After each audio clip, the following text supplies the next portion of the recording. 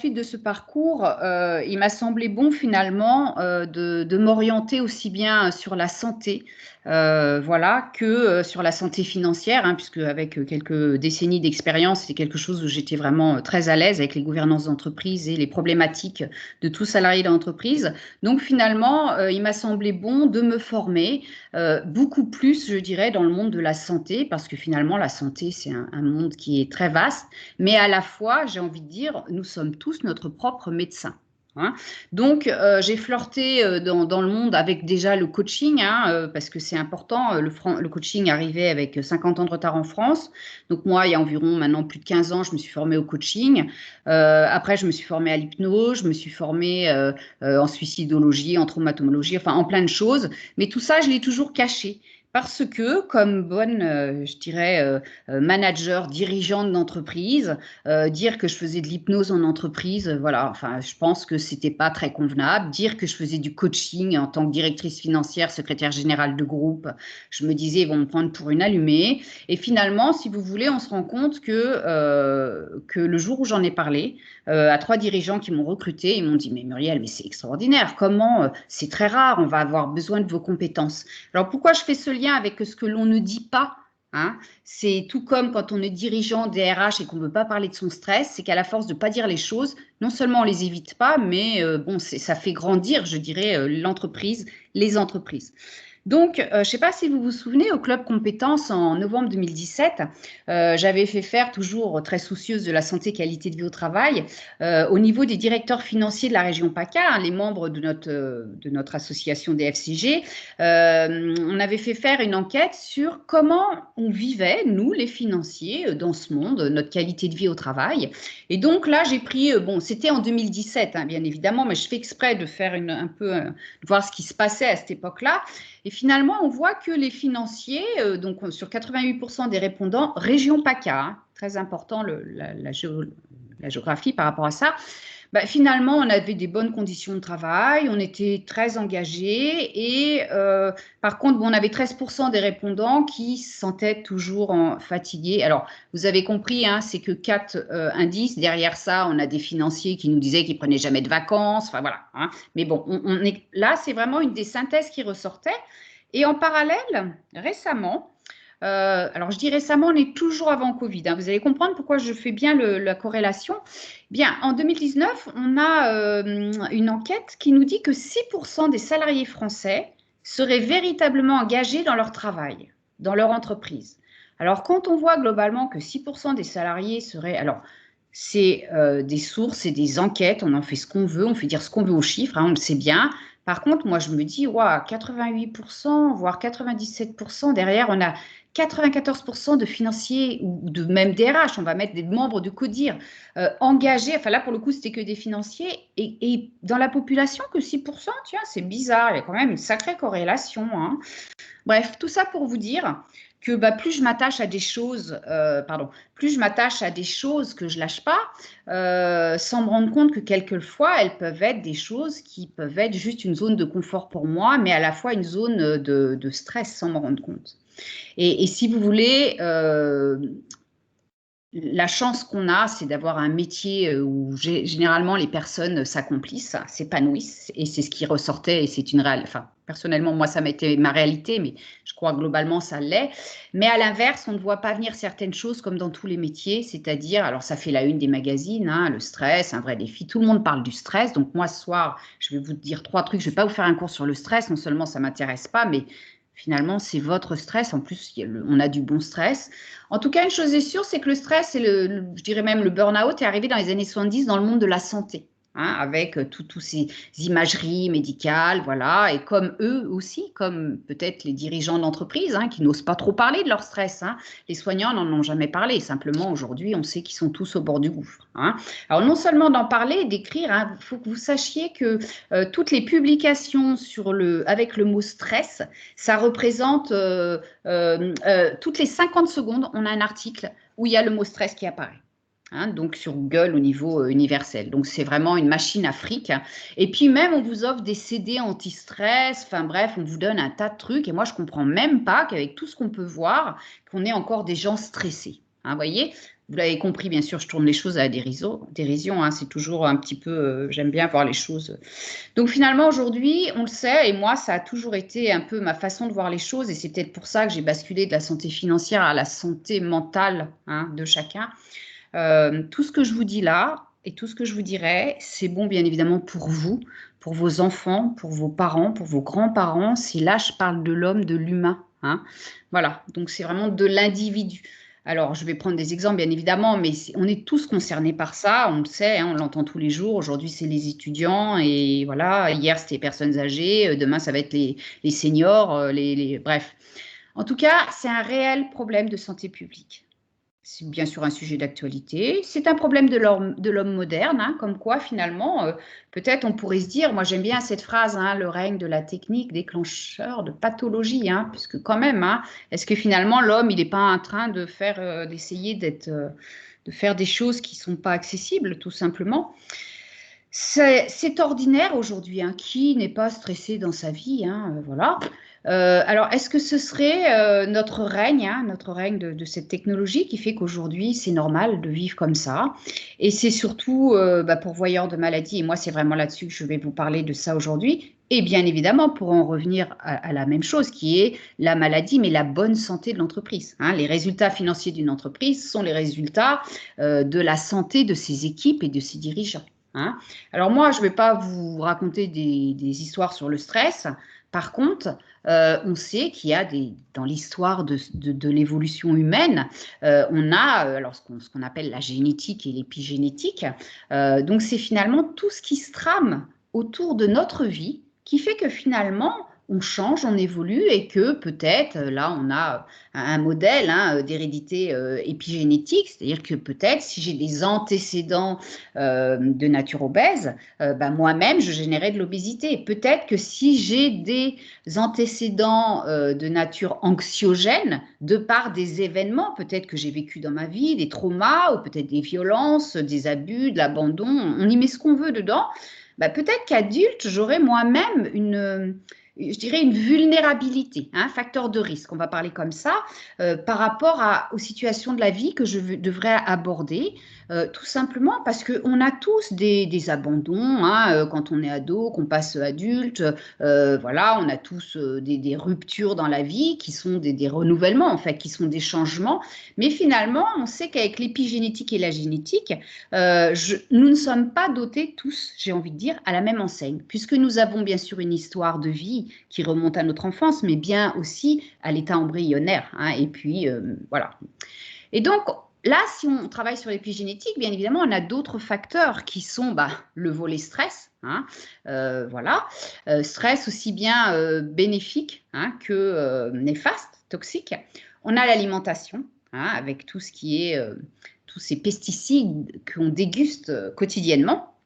Bien évidemment, on a toutes ces radiations, hein, 4G, 5G, 12G, hein, bien évidemment, c'est très bon pour la santé, hein. Certains rigolent de l'ultrasensibilité de certaines personnes. Je ne sais pas si vous connaissez les dégâts que ça peut faire, mais il y a des personnes qui sont fous, ils ont des maux de tête violents, enfin, on détruit. Enfin, c'est comme ça. Et puis, bien sûr, nos styles de vie, notre environnement, voilà, la pollution et consommation d'alcool. Alors moi, j'ai envie de vous dire, c'est très simple, sur quoi on peut jouer dans l'histoire. Bien évidemment, l'alimentation, on a un rôle, notre style de vie aussi, la radiation, on peut l'imaginer, pollution, quelquefois, on n'a pas de chance, hein. Et puis la drogue, bien évidemment, c'est aussi un facteur où on peut intervenir. Mais c'est pour dire que déjà, l'idée, c'est de comprendre qu'est-ce qui se trame derrière ce stress.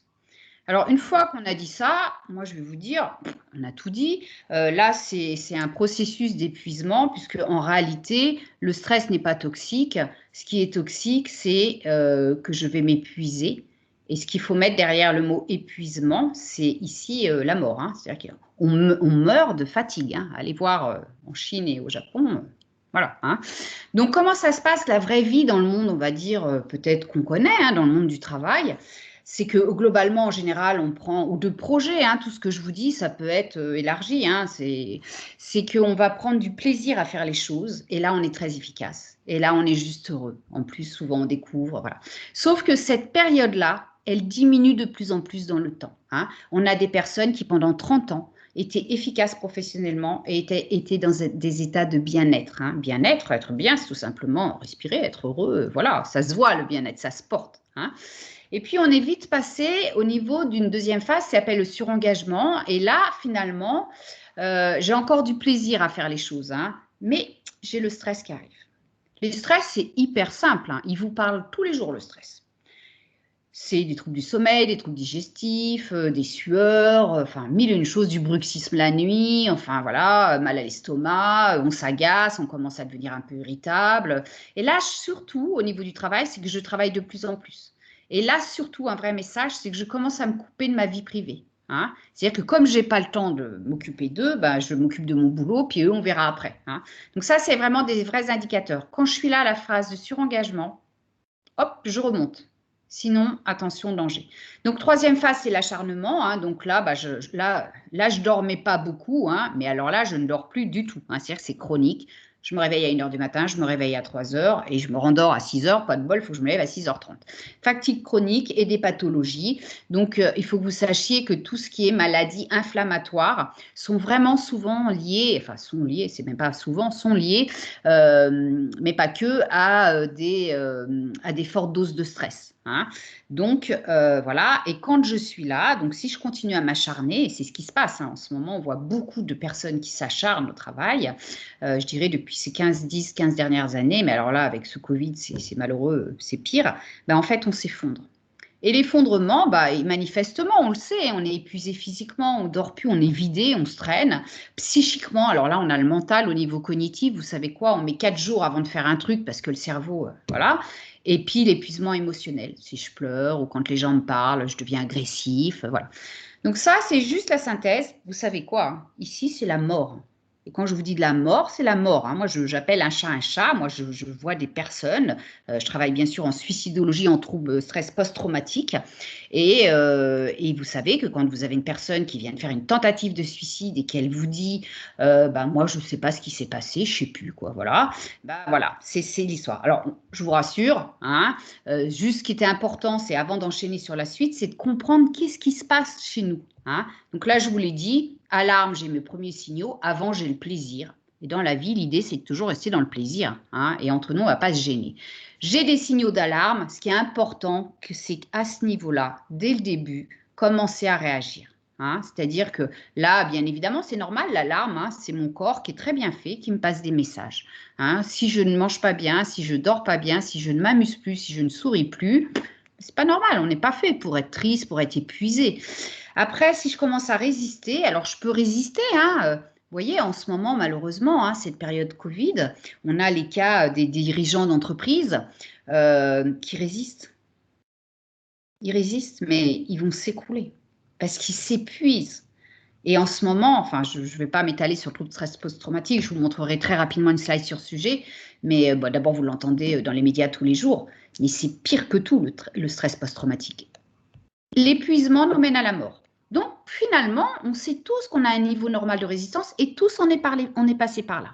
Hein. Quelle que soit notre vie, je suis jeune, j'ai des signaux d'alarme, je plante mes études ou j'ai une déception amoureuse, je résiste, je passe à autre chose et je m'épuise ou pas. Hein. Donc, en tout cas, on garde notre niveau de résistance. Bon, je vous ai mis des mots, hein, vous connaissez peut-être, ça c'est vraiment le trouble, les phases du syndrome général d'adaptation. Un grand monsieur, c'est lui qui a écrit ce process en 1974. Alors, pour ne pas faire un discours seul, juste j'aimerais vous poser une petite question. C'est juste, vous voyez bien les deux photos. Est-ce que vous pouvez me dire, selon vous, quelle est la différence entre ces deux images? Qu'est-ce que vous y voyez, vous? Alors, bien sûr, j'ai écrit le mal invisible.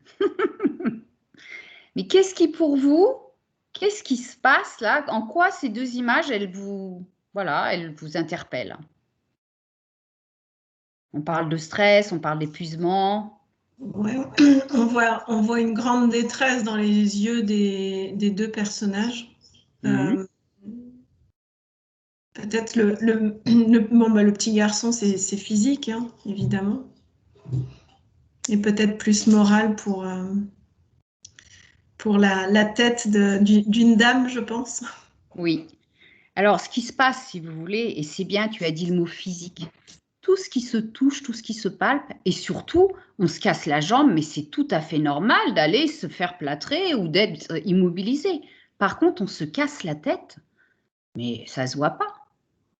Qu'est-ce que, enfin, je veux dire, tu as tes yeux, tes oreilles, en plus, si tu essayes de survivre, de t'aménager un peu bonne mine, on va dire, mais qu'est-ce qu'il nous fait? Mais qu'est-ce qu'elle nous fait? Ça fait pas partie de la vie, se casser la tête. Or que l'expression, pour moi, enfin, elle est claire, hein, se casser la tête. Hein, là, on en a une belle qui est cassée. Hein. Donc, c'est de se dire que nous-mêmes, nous devons changer nos modes de pensée par rapport à nos pères, par rapport à nos enfants, par rapport à tout le monde. C'est que je me casse la tête, mais c'est pire que de se casser une jambe. Parce que non seulement ça ne se voit pas, et que la jambe, on peut la réparer parce qu'on est sur de la mécanique, que la tête, plus je vais attendre avant de la réparer, plus ça va être long et plus il va y avoir des dégâts. Donc, c'était vraiment le message, c'est le mal invisible. Hein. Alors, notre histoire Covid, nous sommes là, deuxième confinement, 12 novembre 2020. Donc là, j'ai les chiffres il y a 4 jours, mais je n'ai pas eu le temps de les réactualiser. Mais déjà à l'époque, on nous disait que finalement, hein, Santé publique France nous alertait sur le fait de dire que le taux de dépression, anxiété. Alors, il y a des mots que je vous dis qui n'ont peut-être pas la même signification pour vous que pour moi. Tout à l'heure, je vous ai parlé d'engagement. Attention, engagement, c'est dangereux. Anxiété, dépression et stress, c'est des mots qu'on emploie de ça. Ah, il est dépressif, ah, il est anxieux. Oui. Anxieux, c'est pas avoir peur. Être dépressif, c'est pas 3 minutes. Hein. Là, ça dure longtemps. Hein. Là, ça dure très longtemps. Là, on a des gens qui sont déjà depuis des années. Confinement 1, confinement 2. Alors, je ne vous ai pas mis le 3, je n'ai pas eu le temps, hein, désolé, mais je vous laisse imaginer, parce que vous n'avez même pas besoin de dessin, on l'entend tous les jours à la télé.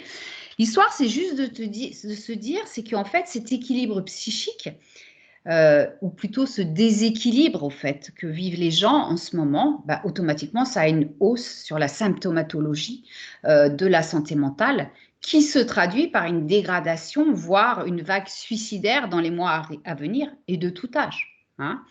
Donc, et là, vraiment, j'interviens vraiment là-dessus dans le cadre de l'entreprise. Moi, je ne peux pas laisser des dirigeants, des DRH, des financiers laisser les choses se faire. Pourquoi? Moi, je me suis toujours dit qu'en tant que financière, non seulement on a le maillon, on a la bourse entre les mains, alors excusez-moi l'expression, on a le portefeuille, voilà, et surtout, si nous, avec nos postes, on ne fait pas changer les choses, mais qui va le faire? Hein. Le DRH ne le fait pas, ou ils essayent de le faire, mais finalement, voilà. Alors, la bonne nouvelle, c'est qu'aujourd'hui, plus que jamais, on a des aides pour le faire. Je vous en parlerai à la fin, mais laissez pas les choses pourrir, hein, parce que vous-même, vous serez victime de cette situation. Alors, un des agents stresseurs, bien évidemment, c'est le travail. Pas forcément pour tout le monde. Vous savez, tout ce que je vous dis, c'est surtout, n'y voyez pas le négatif. C'est un état des lieux, c'est des situations. Le télétravail, je reviens sur l'enquête qui avait été faite au mois de novembre auprès des directeurs financiers de la Côte d'Azur, membres de la DFCG. C'était positif, hein, on voyait au contraire dans le télétravail réduction des temps de trajet. Pour nous, ça semblait un avantage dans la circulation de l'information, pourquoi pas. Et surtout, on avait plus de temps dédié au travail sur la stratégie et l'organisation. Je pense que ça doit vous parler. Alors, je vous dis financier parce qu'on est à la DFCG, mais même le DRH, il y a des moments où on a besoin de prendre du temps parce que quand on fait que du management très haut, en général, quand on commence à travailler, il est 19h le soir. Quoi. Alors que quand on est chez soi, on pilote, on arrive. Ça, c'était ce qui était dit, je vous souviens, en 2017. Attention, hein, le télétravail, mon manager va enfin être pour, parce que le télétravail, ça stresse les salariés. Parce qu'on ne peut pas faire ça tous les jours. Dernière enquête très récente, là. L'enquête, elle a été réalisée au mois d'octobre. Je suis désolée, oui, la source est Fellows Brand. 54% des salariés travaillent plus d'heures, bien sûr, lorsqu'ils exécutent leurs tâches à domicile, on le sait. 42% estiment qu'ils doivent être disponibles en permanence. Et vous savez quoi, là? Qu'est-ce qui se cache derrière ça? Toujours la peur. Ah ouais, comme je suis chez moi, ils vont croire que je bosse pas. Culpabilité.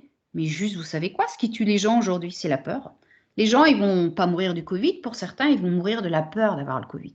Culpabilité. Tu te rends compte, si mon boss, il appelle. Et 30% se sentent toujours tout bonnement trop occupés pour s'accorder d'autres choses. Parce que vous et moi, vous le savez, si on lâche pas l'ordi, on y passe notre vie. Et aussi, Et attention, et c'est là que j'attire votre attention à tous, en tant que peut-être manager vous-même, en tant voilà, peu importe, c'est que il est très important, et finalement le problème de la vie, c'est le problème de la communication entre nous. Le télétravail, je peux être un très bon manager à distance, en présentiel, parce que je vais être attentif, vigilant à mes équipes. Et dès le fait que je passe en télétravail, j'ai l'impression que ça y est, c'est plus moi le boss, je pilote plus, alors je vais les stresser, je vais leur envoyer 150 mails, comme ça ils vont bien me répondre. Et du coup, je deviens un manager tueur. Hein. C'est-à-dire qu'on apprend à être performant en télétravail en travaillant sur ces styles de communication. Donc ça, c'est vraiment un agent stresseur. Hein. Je vous rappelle, hein, on est entre le sujet, c'était résistance ou résilience. Hein. Donc il va se passer quoi, moi, si je suis en face? Mais soit je vais tenter de résister à ce télétravail qui peut-être pour moi est très compliqué. Hein. Je tiens à vous rappeler, si vous ne le savez pas, c'est qu'il y a des gens avec le télétravail, on a quand même des couches de la population, alors en PACA comme ailleurs d'ailleurs, où on a des gens qui sont dans la rue. Et de passer au télétravail, c'est pas facile hein, de dire que je suis dans la rue. Or que je suis habillée tout propre tous les jours. Personne ne pouvait l'imaginer. Sauf que je ne peux pas faire de télétravail. Vous voyez, donc il y a plein de choses humainement. Et là, moi, je vous parle d'humain. Je pense que vous l'avez compris aujourd'hui. Donc, télétravail, agent stresseur. Donc, soyons prudents. Alors, justement, l'agent stresseur, on y revient. Qu'est-ce qui fait qu'on va être stressé dans la vie hein? Alors, vous connaissez, c'est l'étape du changement. On a la courbe du deuil, hein, c'est la même chose. Hein. Là, on l'appelle changement parce que dans l'entreprise, on est dans la conduite du changement. C'est qu'il y a un moment, je dois lâcher des choses pour faire d'autres choses. Hein. Et là, qu'est-ce qu'on a dû lâcher dans l'entreprise? On a dû lâcher le présentiel. Encore aujourd'hui, on doit lâcher de manger tous ensemble le midi. On doit manger ou pas. Hein, voilà. Donc, en tout cas, tout ça, ça génère un mal-être. Ça génère des difficultés ou pas. Il y en a qui comprennent, il y en a qui disent bon allez, acceptation, voilà, c'est pas grave, ça ira mieux demain. Et bien sûr que ça ira mieux demain, on va pas. Et puis d'autres qui disent non non mais moi je peux plus là. Hein. Et on voit hein, dans ces populations, hein, je vous parle des jeunes, hein, vraiment c'est très important. Hein. Et d'ailleurs dans la conduite du changement, hein, je pense que vous pilotez aussi peut-être des équipes avec des jeunes. Contrairement à ce qu'on pense, hein, les jeunes sont ils ont vraiment du mal hein, à sortir de leur zone de confort. Hein. Donc pour eux c'est très difficile en ce moment. Hein. Donc voilà, ce qui fait qu'en fait, moi, je vais être en grande souffrance, c'est ici que ça se passe. Hein, parce que là, c'est la descente, vous l'avez compris. Mais la bonne nouvelle, c'est que l'essentiel, c'est de trouver la solution, de comprendre ça. Quand je vous dis de comprendre, parce que je ne vais pas vous expliquer ce que vous ressentez, hein, vous le savez mieux que moi, vous êtes intelligent, j'ai les phases d'alarme, je vous l'ai dit, hein, c'est les phases d'alarme, c'est votre corps qui vous passe plein de messages. Alors, où je ne veux pas m'en occuper et je m'en fous parce que moi, j'ai ma tête, hein, oh là là, le mental, sauf que vous savez quoi, le mental et le corps, c'est un tout indissociable. Hein, et je pense que les politiques d'il y a 45 ans se sont trompés en pensant qu'il fallait des bacs plus 50, des bacs plus 42, il fallait que tout le monde... Hein, et vous savez quoi, là, effet de seuil. Je ne sais pas si vous remarquez, on commence à revenir, il va y avoir des petits boulots. Hein, je ne sais pas si vous vous souvenez, le pompiste à l'époque qui servait à la station-service. Ben là, on voit, alors sauf qu'on l'appelle Uber Eats, hein, il va venir vous livrer. Mais vous voyez, on revient quand même, c'est après l'effet de seuil. Et donc, la phase d'alarme, c'est écouter votre corps, votre cœur, écoutez-vous tout simplement, prenez soin de vous. Hein. Et donc, phase de résistance, donc c'est là que c'est dangereux. Hein. Donc là, on avait les échos, toujours en 2019, donc je suis avant Covid. Vous vous rendez compte? 72% des cadres français pensent avoir été en contact avec un collègue en situation de burn-out. Un cadre sur deux sera en situation de stress avancé. Vous comprenez pourquoi? D'abord, moi, je le sais, mais je le sais depuis longtemps, et ceux qui me connaissent le savent, que d'abord, j'ai écrit mon polar, j'ai suicidé mon boss pour alerter. Mais moi, quand j'ai vu, il y a encore même pas quelques mois, enfin, avant le Covid, bien évidemment, des cadres qui, tout va bien chez eux, qui disent, mais le burn-out, mais vous savez quoi? Aujourd'hui, c'est peut-être eux. Parce qu'eux, ils ont fait l'aveugle, quoi, le déni. Hein. Donc, phase de résistance, alors je l'ai souligné parce que c'est là où ça va se passer. Où je vais résister, où vous l'avez compris, je vais passer dans la résilience. La résilience, chaque mot est très important. Se résilier, c'est pas oui, allez, collez-moi des baffes. Non, c'est une compétence. C'est être capable de passer à autre chose. Hein. Et donc, alors ça, c'était le scénario catastrophe. Hein. Si je veux résister, ben, en fonction de ma robustesse, ben, je vais me burn-outer. Hein. Et là, c'est ce qu'on ne veut surtout pas voir. Alors, juste deux slides, après je ferai un petit retour sur vous. Donc, résistance ou résilience, finalement, en réalité, vous savez, tout à l'heure, je vous ai dit, qu'est-ce qui fait que je vais résister en réalité? Mais c'est juste, on a les pétoches, hein, on a peur. Et c'est pour ça, mais on a peur de quoi en réalité? Mais on a juste peur de sortir de notre zone de confort. Donc là, je vous présente des outils, c'est des outils alors que vous connaissez pour certains, hein, alors on les entend appeler sous le nom disque, les couleurs. Moi, je vous parlerai surtout pas de ça, hein. Moi, je travaille avec ces outils-là, mais avec l'intelligence émotionnelle. Et vous allez voir, bien évidemment, l'autre fois, on a déjà fait un séminaire là-dessus, mais vous allez retrouver pourquoi l'intelligence émotionnelle a un lien fondamental dans votre bonne santé. Et donc, c'est de dire, tout le temps que je vais résister, il faut que je cherche à comprendre, mais en fait, pourquoi je résiste, de quoi j'ai peur? J'ai peur de ne plus être le dirigeant de ma société demain? Bah oui, mais de toute façon, plus je vais résister, moins je vais y arriver. J'ai pris un PGE, hein, parce que l'air de rien, on m'a dit que c'est ce qu'il fallait que je prenne. Aujourd'hui, je ne peux plus me sortir de ça. Non, mais bien sûr que je peux m'en sortir. Bien sûr. Parce que sinon, c'est demain, c'est en slip que je vais ressortir. Moi et mes salariés. Donc, je ne résiste pas. Par contre, je vais me résilier. La boîte que j'ai créée, elle est foutue. C'est pas de ma faute. C'est le contexte. Donc, je vais trouver une alternative. Et du coup, je passe d'une zone de croyance, de confort très toxique à une zone de résilience où là, je vais devenir acteur. Je résilie, c'est-à-dire que je me dis, OK, je ne peux rien changer. Déjà, on ne sait pas encore combien de temps on va être confiné. Par contre, je ne peux plus rester comme ça. Et d'ailleurs, vous avez des très bons exemples d'entrepreneurs, de dirigeants, de commerçants. Ils ne pouvaient pas vendre, tenez, le restaurateur qui, lui, ne pouvait plus, bien évidemment, ouvrir son restaurant. Pas con, il a été travaillé au pompe funèbre. Voilà. Hein, moi, ça, c'est de la résilience. Et vous savez quoi? Ce qui est important pour lui aujourd'hui, c'est gagner de l'argent. Alors, je vous avais compris, je vous prends des extrêmes, hein, je sais pas. Mais je fais exprès parce que j'aime bien, ça marque, c'est du cash, c'est voilà. Hein. En tout cas, ce qu'il faut savoir, c'est tant que je résiste, ou si je suis robuste et j'ai l'énergie, c'est bon, parce que je suis juste en train de vous parler d'énergie là. Hein. En tout cas, c'est comment je perçois mon environnement et c'est ça qui va faire la différence. Alors, pourquoi je vous parle de résilience? C'est parce que c'est une compétence émotionnelle. Et quand on parle de compétence émotionnelle, c'est, vous connaissez bien hein, notre petite machine, notre cerveau. Hein, donc, je ne vais pas vous faire un cours sur le cerveau. En tout cas, je vais juste vous dire que vous n'êtes pas votre cerveau. Votre cerveau est un organe, hein, comme votre tube digestif. Et d'ailleurs, au passage, c'est marrant, je ne dis pas ça par hasard, tube digestif, c'est quand même votre premier cerveau. Hein, donc, servez-vous de celui-là. Et d'ailleurs, c'est le premier qui vous manifeste hein, quand les gens sont constipés ou ont la diarrhée, juste parce qu'on vient de leur dire t'es con, voilà, vous avez vu, ça marche mieux, c'est plus rapide que voilà. Hein. Donc là, à travers ce cerveau, regardez ici. Alors ça, c'est les outils pour ceux qui étaient au mois de novembre. Peut-être vous les reconnaissez, hein, c'est les outils d'intelligence émotionnelle que vous avez présentés, Laurence, donc avec lesquels je travaille, qui sont des outils extraordinaires. Ces outils-là, je vous le redis, hein, c'est des outils pour vous. Tout ce que je vous présente, c'est des outils pour vous, aussi bien en tant que perso, hein, ça peut être pour vos enfants étudiants, ça peut être pour une personne à qui on annonce une pathologie, voilà.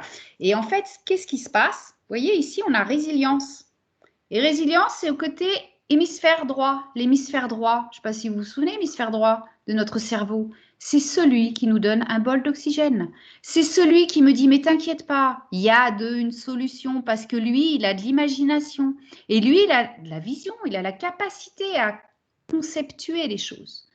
Par contre, quand je suis trop cerveau gauche, et nous, de par nature, de par nos métiers, que nous soyons financiers, DRH, enfin, globalement, tous les gens qui travaillent dans le tertiaire, un ordi, alors on peut être très créatif hein, derrière un ordi, hein, on peut jouer de la musique, on peut faire plein de choses, mais globalement, si je consomme que mon hémisphère gauche, hein, représentez-vous bien, hein, je vous montre comme ça à l'écran, mais c'est important.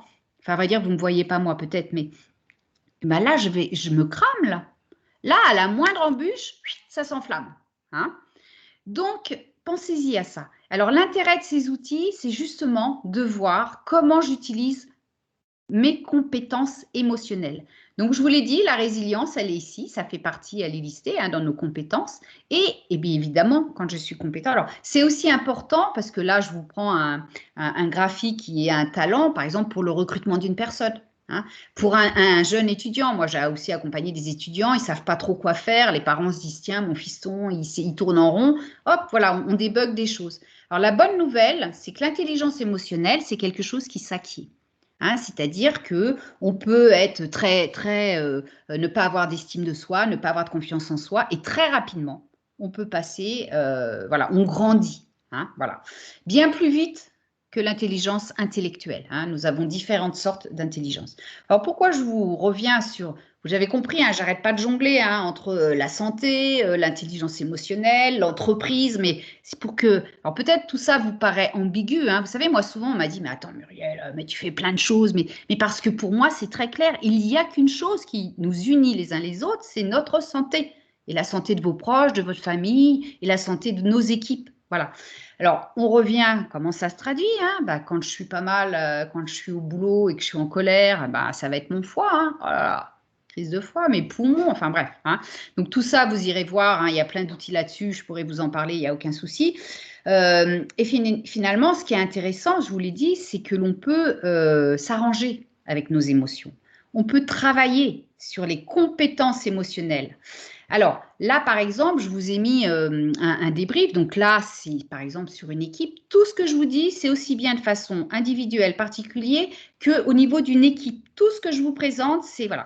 Donc là, par exemple, on a mesuré, et ça c'est très intéressant dans une entreprise, parce que souvenez-vous, hein, l'employeur, il a quand même, article 4121, il y a 50 000 tirets, il doit protéger la santé physique et mentale de ses salariés. Et d'ailleurs, vous-même, hein, je vous rappelle, au niveau juridique, vous savez que votre collègue va pas bien, vous devez porter assistance à votre collègue. Hein. Sachez que, alors là on est sur de la suicidologie, on a des enquêtes paritaires quand il y a un suicide qui est fait dans l'entreprise et que maintenant on va aller chercher de plus en plus, mais écoutez, c'est pas normal, tous les collègues le savaient, finalement peut-être que c'est vous tous qui le harceliez, attention, hein, il va y avoir des choses de cette nature qui vont arriver.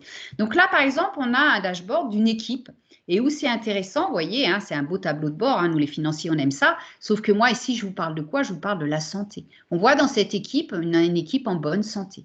Hein, et du coup, ben, j'ai une équipe qui est dans la résilience, hein, c'est un talent en deuxième position. Voilà. Donc ça, c'est juste pour vous montrer ce qu'on est capable de faire et surtout ce à quoi c'est bon aujourd'hui, en ce moment, de travailler là-dessus, en ce moment Covid. Pourquoi? Parce que si ici, je vois que, alors on va prendre les derniers talents, et ben, c'est ceux qui me manquent pour mener de la performance dans mon entreprise, ben, vous savez quoi? C'est là-dessus qu'on va accompagner les personnes. On va les accompagner sous différentes follets. Moi, ça peut être des ateliers, ça peut être des formations, ça peut être plein de choses. Alors, une petite pause, à vous de jouer. Des commentaires, est-ce que c'est bon? Qui se lance? Je ne vous vois pas, alors qui a envie de s'exprimer ou pas? Là, on est dans la phase constat. Personne? Vous êtes tous partis?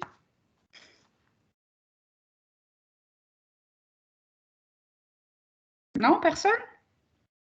Vous voulez que je continue ou pas?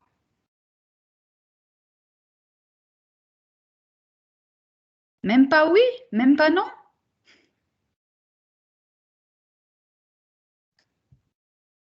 Alors? Ah, vous êtes toujours là, je suis rassurée. Je reviens vers vous. Je vois que vous êtes de plus en plus, ça me rassure aussi. Alors, est-ce que c'est bon pour vous jusque-là? Vous m'entendez ou pas? Ah, alors attendez, ça se trouve, vous n'avez pas le micro. Est-ce que vous pouvez… François, c'est OK, d'accord, ouais. D'ailleurs, c'est un bon test. Est-ce que vous avez le micro ou pas? François, tu me fais un petit coucou? Quoique tu l'avais tout à l'heure.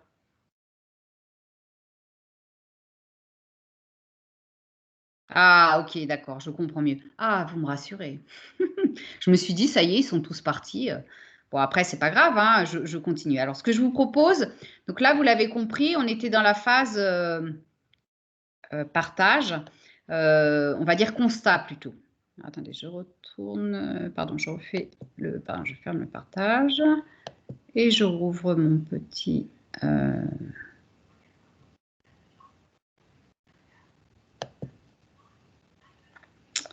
Alors, oh, alors je ne sais pas ce que vous voyez à l'écran. Attendez, je ferme mon partage. Là, vous voyez plus rien? Tu m'écris, François, s'il te plaît. Rien, rien. Ah, voilà. Alors, vous voyez rien là. Je ne sais pas pourquoi. Je vais tout de suite rouvrir. Je ne sais pas pourquoi mon… Hop, hop, hop, hop, hop, je reviens à vous. Alors, comme j'ai entendu une voix, je ne sais pas qui me parle, hein, parce que comme je suis derrière en train d'ouvrir mon fichier, est-ce que vous avez des petites remarques, des questions, ou des petits commentaires à me faire? Non? Allez, on y retourne. Bon, le document se rouvre. Donc, François, je vais refaire le partage écran. Tu vas me dire si c'est OK dans 2 minutes. Voilà. Alors, je reviens à vous, ici. Est-ce que vous voyez bien l'écran? Alors, comme vous ne pouvez pas me répondre, François, tu peux me glisser un SMS, s'il te plaît? Parce que je ne vois pas, en fait, la discussion. Alors, donc je continue. Donc, très rapidement, vous allez comprendre pourquoi, en PACA, je vais vous parler de ça. Donc, on parle de crise, on parle de dépression, enfin bref, on parle de plein de choses. En tout cas, en ce moment, c'est la totale, hein. C'est ce qui explique que finalement, bien évidemment, vous avez compris, on a la crise psychosociale, hein, donc économique et financière, psychotraumatique et la crise psychopathologique, hein. C'est crescendo, hein, je vais de l'une à l'autre, voilà. Alors, pourquoi je vous parle de ça en région PACA? Parce que bah, nous, c'est le net plus ultra. Donc, une crise psychosociale, on va dire, c'est… pardon. Je vais remettre le diapo en… Excusez-moi. Hop là. Voilà.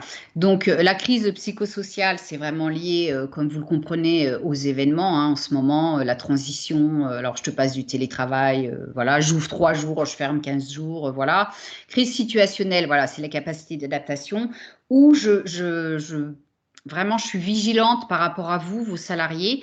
C'est vraiment par rapport à la crise psychotraumatique. C'est quoi? C'est agression, catastrophe, accident, troublant, voilà, hein. Et tout ça en claine, alors je peux avoir les trois, hein. Et en ce moment, ce qui se passe malheureusement, c'est qu'on a beaucoup de personnes qui vivent les trois.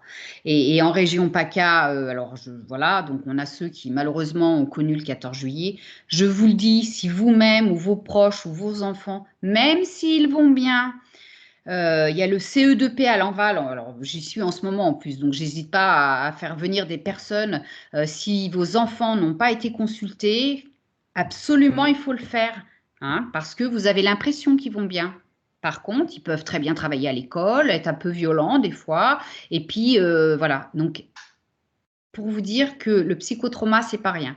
Donc, on sait, le Covid à lui seul, il suffit. Mais en région PACA, on a peut-être des collègues qui ont connu la tempête Alex. On a peut-être des collègues qui ont été par là, ou tout du moins, rien que le fait de reparler de l'attentat à Notre-Dame à Nice, ceux qui ont connu l'attentat du 14 juillet ou qui ont des proches, hein, c'est-à-dire qu'on peut être traumatisé indirectement, hein, ça peut être votre cousine qui vous en parle tout le temps et vous voulez l'aider, bah aidez-la, hein, il faut qu'elle se fasse suivre, hein.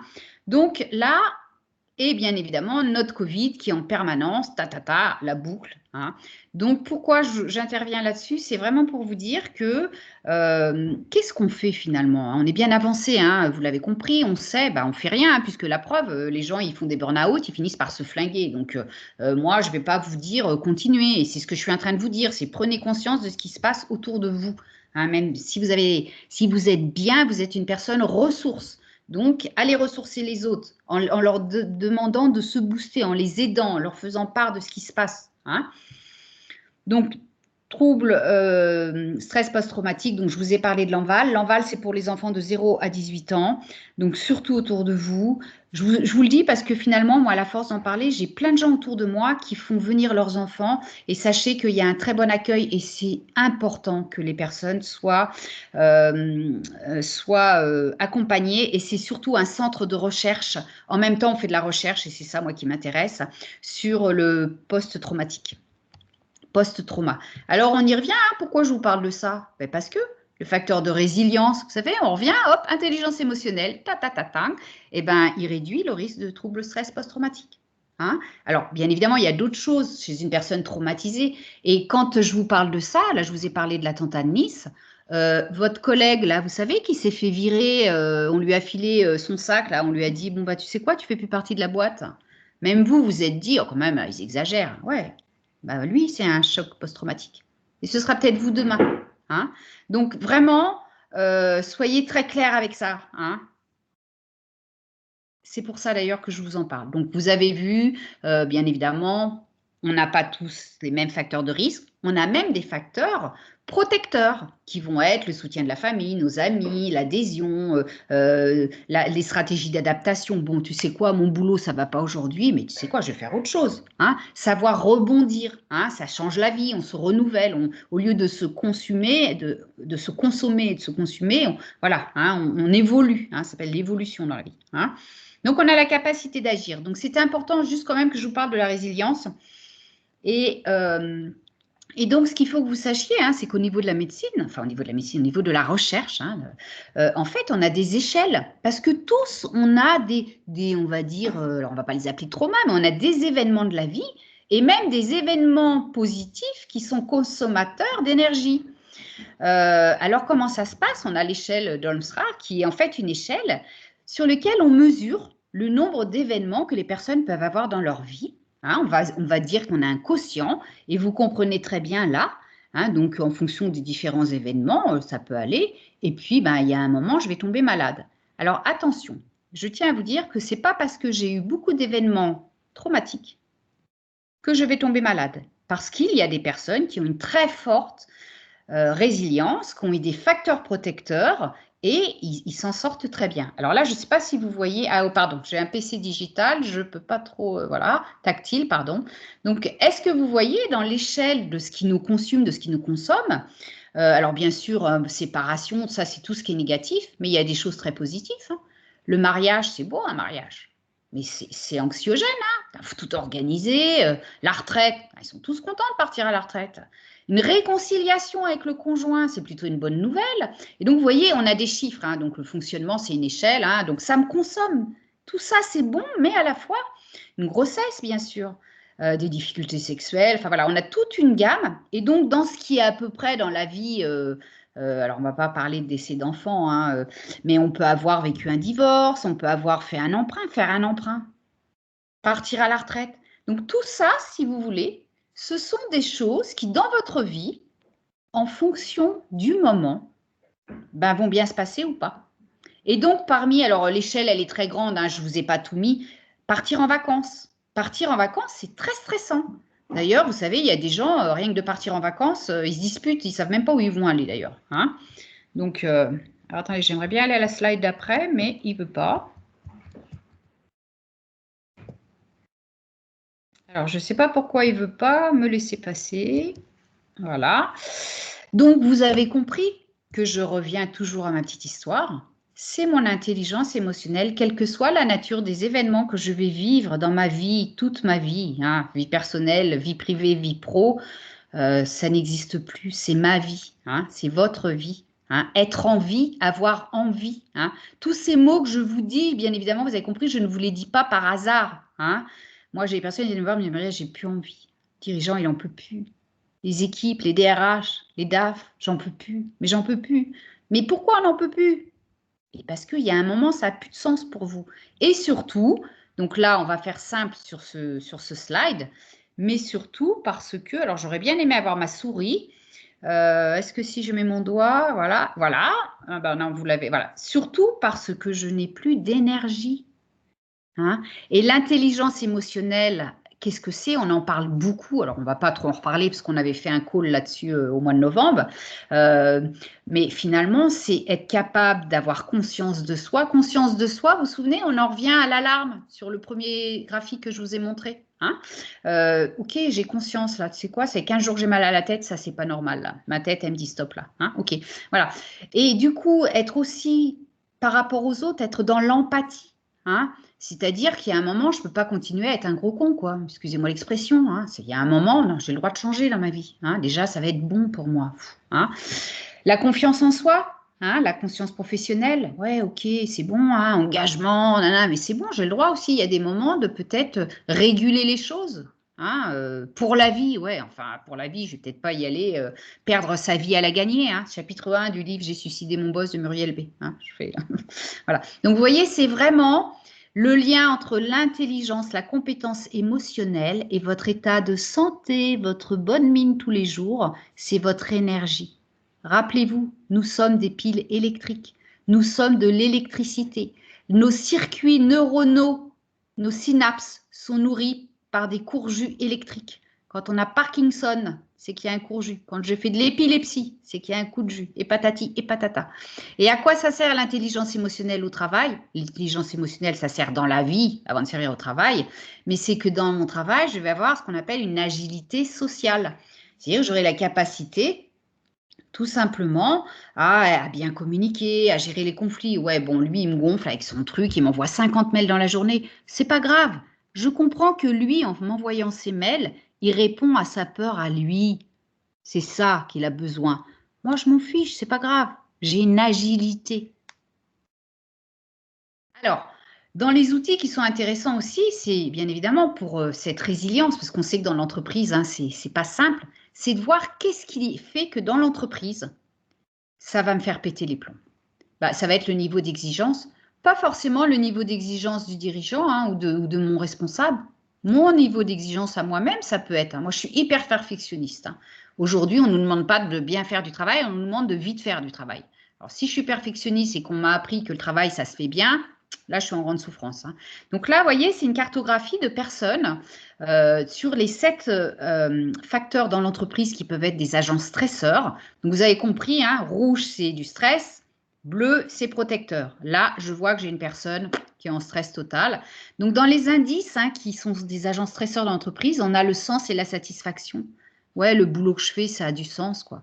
Ouais, enfin, le boss, il nous dit, on fait ça aujourd'hui et demain, on a travaillé pendant 4 jours et finalement, on fait autre chose. Moi, j'en peux plus. En plus, je traîne mes équipes derrière et voilà. Hein. L'autonomie, la responsabilité, hein, le changement organisationnel. Donc là, on est en plein dedans. Hein. Télétravail, pas télétravail, voilà, resto, un jour, tu as le droit de manger, pas le lendemain, enfin bref. La supervision, hein, comment je vis mon manager, hein, ou mon dirigeant, mon associé, hein, tout ce que je vous dis là, ou dans un couple, hein, mon conjoint, hein, tout ce que je vous dis, c'est pour toute votre vie. Indice du soutien social, ouais, je sens que mon boss, voilà, il est sympa avec moi, il m'épaule, voilà, je sens que quand j'ai besoin de soutien, il est là. Hein. L'indice de la sécurité de l'emploi, donc vous voyez, donc là je vous ai pris, c'est vraiment une cartographie d'une personne qui est très stressée, hein, comme vous pouvez le voir, hein, 83 en score total, 83 niveau de stress extrême. Donc ça c'est pareil, c'est des outils très accessibles, hein, quand je dis très accessibles, aussi bien au niveau financier que voilà, d'abord certains d'entre vous en ont profité puisque je vous avais offert gracieusement pendant le dernier trimestre 2020 de pouvoir faire. Et où c'est intéressant, et c'est là que vous allez comprendre, alors, de cette cartographie, ben, qu'est-ce qu'on fait? On va voir quels sont les symptômes du stress physique chez vous. Manque d'énergie, douleur, arrêt maladie fréquent. Ah ouais, ça coûte cher à l'entreprise. Hein. Les symptômes du stress émotionnel, irritabilité. Mais lui, il est infernal. Alors en plus, si c'est le boss, je vous promets, bonjour l'équipe, bonjour la performance de l'entreprise. Sentiment d'être submergé. Vous vous souvenez le premier tableau? Alarme. Hein. Au niveau cognitif, surengagement, j'arrive même plus. Plus je bosse, moins j'avance. Hein. Humeur maussade. Vous voyez là, la personne, elle est hard là. Stress cognitif, incapacité à se concentrer, problème de mémoire, jugement erroné. Ça arrive souvent, hein, des personnes qui disent « Attends, mais là, j'arrive même plus. » quoi. Tellement cerveau gauche. Hein. Dites-vous bien, hein, ayez cette représentation. Quand ça va pas, cerveau gauche. Vous faites un petit jeu mental, vous dites « Allez, puis vous passez de l'autre côté. » Et bien sûr, les symptômes du stress comportemental, donc que beaucoup connaissent, c'est même du quotidien. Hein. C'est-à-dire que le stress fait partie de la vie des gens sans même que les gens… C'est normal, c'est dans les magazines. Alors, hein, on voit ça à tous les rayons. Troubles de l'alimentation, du sommeil, procrastination, tic, toc, voilà. Hein. Alors là, bien évidemment, je ne vous ai pas parlé dans tout ça, de tout ce qui est les effets secondaires, hein, addiction, c'est-à-dire les béquilles que je prends, hein, addiction médicamenteuse, drogue, enfin tout ce qu'on veut, hein, tout ce qu'on pense qui va être bien. Donc la bonne nouvelle, vous voyez, là, on est sur une personne qui est à l'inverse. Et je veux vous le montrer parce que sachez que ça existe. Et je vais même vous prendre cette personne. Ça existe chez des gens qui ont eu dans leur vie des événements très compliqués. Donc, vous voyez, cette personne-là, elle est à l'aise dans ses plaquettes. Elle est en bleu, c'est-à-dire qu'elle, le stress, elle gère. Elle a un peu de rouge, ouais, là, son niveau d'exigence, elle en convient. Des fois, elle-même, elle-même ou peut-être sa direction, ou peut-être son travail, hein, sans même que ce soit une personne. Bon, des fois, ça la stresse un peu, mais globalement. Donc ça, j'adore, moi, voir ces cartographies, puisque bien évidemment, vous avez compris, là, avec une personne comme ça, on va travailler dans la création, l'innovation. Hein. Tout ce que je vous dis, c'est bon pour les sportifs, bien sûr, hein, puisqu'on accompagne les sportifs sur tous ces plans-là, hein, la santé mentale. Hein, qu'est-ce qui fait que le champion est champion? C'est pas la technique, c'est son mental. Hein, donc ça, ne l'oubliez pas non plus. Donc là, vous voyez, cette personne-là, zéro stress. Alors, pourquoi je vous montre ça? Parce que déjà, c'est des très belles cartographies, mais c'est surtout que je vais vous faire une corrélation, et je reviens à l'intelligence émotionnelle et le stress, c'est que tout est lié. Regardez, ça c'est l'intelligence. Alors vous ne voyez pas bien, mais je vais vous le dire. Donc ça, vous voyez, c'est la cartographie de cette même personne avec ses indices protecteurs, ses effets positifs du stress. Bon, elle a un peu de rouge, mais on s'en fout. Hein, puis globalement, aucun problème pour elle. Et là, en fait, alors je vais essayer de le grandir. Non, donc ça n'a pas marché. Alors est-ce que ma souris, non, ma souris ne veut pas. Et je refais un essai. Voilà. Donc là, on a ces outils d'intelligence émotionnelle qui sont très puissants. Et quand je vous dis ça, de le faire au sein de vos équipes, alors les gens adorent ces outils-là parce que là, vous savez quoi, vos collaborateurs? On ne parle pas de leurs compétences. Dans la vie aujourd'hui, on s'en fout d'être compétent, d'être le meilleur technicien. Ça ne sert à rien si on pète les plombs. On a besoin de savoir vivre, savoir être bien. Et c'est là-dessus que ça se lie. Hein, est-ce que la personne se connaître, c'est de dire « Ah ouais, tu sais quoi là? Oh, j'ai mal au bide, là, il faut que j'arrête. Là, ce dossier-là, je le fous de côté, il me rend malade. Stop, basta. Hein » Appréhender les conséquences, piloter ses émotions. Et là, vous voyez, j'ai une personne qui est très compétente au niveau émotionnel. C'est un très, très beau tableau d'intelligence émotionnelle. Et du coup, dans son tableau d'intelligence émotionnelle, je vois quoi? Son efficacité. Ça, ces outils-là, je vous l'ai dit, hein, je peux m'en servir en recrutement, je peux m'en servir moi-même pour demain, je veux me réinsérer professionnellement, je veux faire autre chose de ma vie. Où sont mes atouts? Ou qu'est-ce que je veux booster comme atout pour faire autre chose de ma vie de demain? Et là, bien sûr, moi, c'est ce que j'adore, c'est le bien-être. Qu'est cette personne, sa santé, équilibre, donc là, on voit que c'est un peu moins, sa qualité de vie. Alors, je peux avoir des problèmes de santé, et on le voit là, et se réaliser, être satisfait de sa vie. Hein, vous voyez, là, c'est le cas de la personne. On peut avoir des soucis de santé, hein, et pour autant, voilà, c'est pas parce que j'ai un souci de santé, là, c'est la machine hein, qui est. Et on voit l'équilibre de la personne.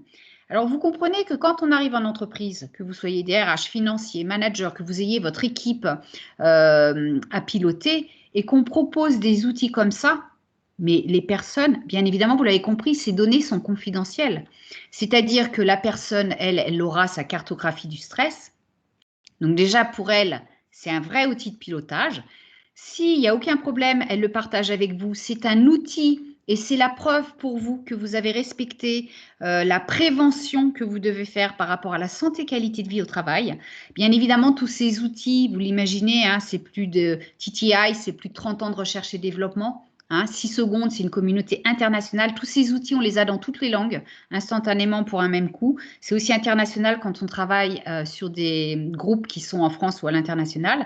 Et donc, tous ces outils, c'est-à-dire que là, je peux avoir ma roue d'équipe, ma cartographie de mon entreprise et de voir finalement, ah bah tiens, ils vont tous bien, par contre, exigence, imaginez que ce soit très rouge, bon bah ça veut dire que peut-être moi-même, je suis un peu trop exigeant. C'est vrai, moi je suis le boss, si je me rends compte, je suis déjà exigeant avec moi-même, hop, et du coup, ça fait quoi? Ça fait qu'on grandit tous ensemble, voilà, vers un mieux-être global. Donc finalement, le médecin, bah voilà, hein, le meilleur médecin, c'est vous. Hein. Les médocs, faites attention, hein, c'est des pilules qui peuvent être dangereuses. Donc le soleil, on a la chance, hein, la mer, l'eau, l'air, respirez, prenez l'air, bougez. Hein. C'est pas parce qu'on est confiné qu'on peut pas faire de la gym chez soi. En plus qu'on n'est pas confiné, on a le droit de sortir. Danser, hein, on peut danser chez soi aussi, on peut s'amuser, manger équilibré, très important. Vous savez, hein, quand on parle de ça, ça fait toujours... les gens se disent « Ah ouais, non mais attends, c'est bon, on le voit. » C'est pareil, on le voit tellement dans les magazines qu'on en oublie que c'est fondamental. Par contre, respirer, c'est quand même très important. Alors, je ne vais pas passer ces slides-là parce que l'heure tourne. Par contre, je vais juste toujours vous en parler parce qu'en fait, être capable d'évaluer, c'est ce qu'on vient de voir avec les outils que je vous ai montrés précédemment, c'est on ne fait pas la politique de l'autruche. Hein. Alors, ne la faites pas pour vous, ne la faites pas pour vos équipes, ne la faites pas pour vos conjoints, ne la faites pas pour vos enfants. En ce moment, nous avons tous besoin des uns des autres et quand on a de l'énergie, ben, on n'hésite pas à la donner. Hein. Donc, l'idée de cette soirée, je dirais, alors improvisée sur le tas, hein, était que vous repartiez quand même avec des outils, une caisse à outils. Et c'est quoi une caisse à outils? C'est de savoir que les choses, elles peuvent changer. Hein. Alors, je vous parle d'intelligence émotionnelle parce que c'est vraiment pour moi la chose la plus simple, la plus accessible rapidement. Là, je vous présente des outils qui sont des outils que l'on fait aussi bien au niveau personnel qu'en entreprise. Mais après, il y a d'autres outils que vous pouvez avoir. Donc, bien évidemment, vous savez, pour beaucoup d'entre vous, je fais de l'hypnose, de l'auto-hypnose. Ben, comment on fait? Ben, alors, bien sûr, l'hypnose, il faut avoir une personne qui est formée, hein, comme moi, ou l'auto-hypnose, ça s'apprend. On peut faire de la relaxation. Enfin, il y a plein de choses aujourd'hui sur le net. En tout cas, ce qui me semble bien de vous rappeler, c'est que le schéma de la personne, au cœur de nous, on a cette intelligence émotionnelle. Hein. Et de là départ nos attitudes, nos valeurs, nos expériences de vie, nos compréhensions du monde. On ne voit pas tous le monde de la même façon. Hein. La santé n'a pas la même résonance. Demain, on vous annonce que vous avez le Covid, vous allez voir que tout ce qui vous préoccupe aujourd'hui, mais vous n'en avez plus rien à cirer. Mais bien sûr que vous n'en avez plus rien à cirer. Vous voyez? Donc rien qu'un mot, à quel point ça peut être très significatif dans le parcours de vie de chacun. Et bien évidemment, tout ça change nos comportements, notre façon d'être, notre façon de vivre, notre façon de regarder. Hein. Donc voilà, ça c'était une cartographie, mais bon, je vous l'ai déclinée hein, de tout ce que je peux vous apporter, aussi bien au niveau individuel, au niveau entreprise, au niveau équipe, afin d'améliorer les performances de toute nature humaine et financière, hein, les performances managériales. Conclusion, pour être en bonne santé, c'est quand même un défi, hein. Défi du 3e millénaire. Hein. Là, ces données, là, on est dans la médecine. Hein. Là, on est dans des chercheurs. Hein. Là, c'est des communiqués qui sortent. Vous voyez, hein, là, on est quand même sur des gens qui travaillent depuis des années. Hein. Moi, j'aime bien dire, c'est 50 ans qu'on travaille sur la migraine. On n'a toujours pas solutionné. J'ai bien peur que pour le stress, on mette 100 ans. Hein. Et par contre, une chose est sûre, c'est que vous seul êtes acteur de votre vie et votre stress, transformez-le en stress bénéfique. Hein. Donc voilà, un grand défi pour le 3e millénaire, hein, c'est de réussir à transformer ce stress. Et puis, un dernier point, c'est que les entreprises, vous avez des aides, beaucoup ne le savent pas.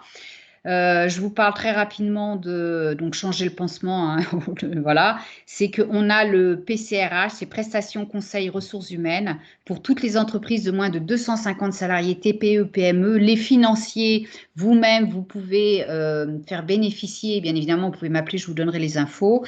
Donc, on peut aller jusqu'à un budget de 30 000 €, 15 000 financés par la Direct PACA. La Direct PACA, ils sont très, très bien, on n'est pas en retard sur ces thématiques-là par rapport à d'autres, et le reste financé par l'OPCO. Et là, ça peut être bien évidemment du coaching, ça peut être, c'est tout sauf de la formation, mais ça peut être des ateliers avec vos équipes sur le sommeil, sur les addictions, sur ce que vous voulez. Pareil, bon, ça c'est ce qui est décliné par rapport à l'accompagnement PCRH. Appelez-moi si besoin pour en parler. Voilà, je te redonne la main, Amandine. Muriel, je te remercie pour avoir animé cette conférence au pied levé. Alors, je te rappelle ça. Donc, pile, on est dans les clous, tu vois, il est 19h30. Bon, j'ai fait un monologue, je suis désolée. Oui. Voilà, j'espère que je ne vous ai pas tous perdus au passage. J'espère que ça vous sert. J'ai trouvé ça vraiment très intéressant. Et ce que tu disais, alors, bon, je n'ai personnellement pas lu ton livre. Je ne vais pas perdre ma vie pour aller la gagner, c'est ça? Ne pas perdre sa vie à la gagner. Ne pas perdre sa vie à la gagner. Voilà. Hein, c'est ce que je retiendrai en tout cas ce soir. Oui. Ce que je vais faire, je vais transmettre les informations sur le PCRH dont tu viens de discuter. Je pense que ça peut intéresser un certain nombre d'entre nous. Je te remercie. Et alors, si personne n'a de questions.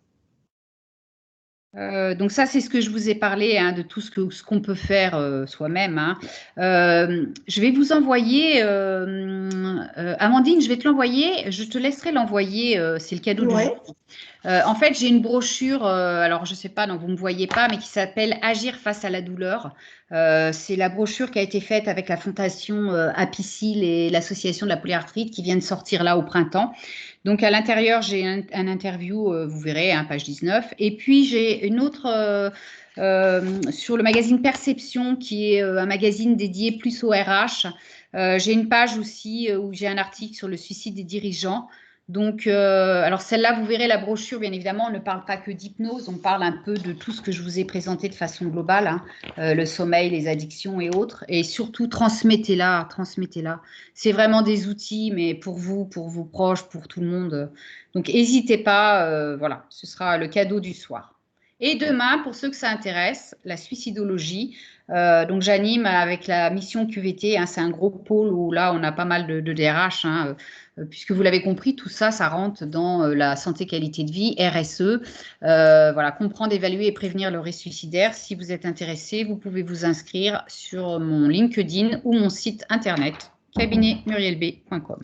Je te redonne la main immédiatement. Alors, attends, je sors du arrêter le partage. Voilà. Peut-être quelques questions, quelques réactions.